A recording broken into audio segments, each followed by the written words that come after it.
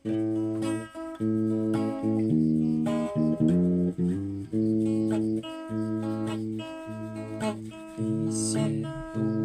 analawang makita ang magmamahal.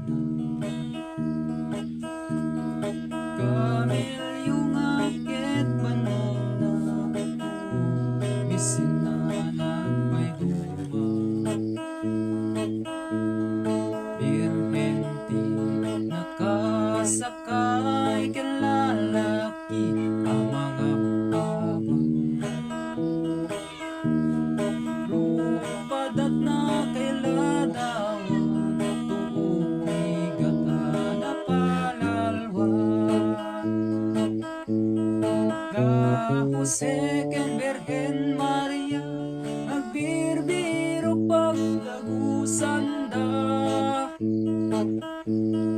Takayat na tumina na, gaput bandog anak pa'y duma.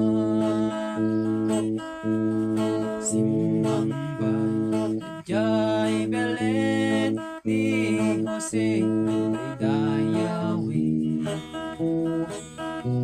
Tapno inda pasang bayan, di permut na nga agpas ngayen. Kanunuman ako lang, di na itedak pagdagusan. Ken kulong di nagpas ngayon ni Birhen Maria kapapat nga. Ikaltaan di rami inaipas ngay napating nga ari. Ninyo Jesus magisalakan, basbasul sa galubungan.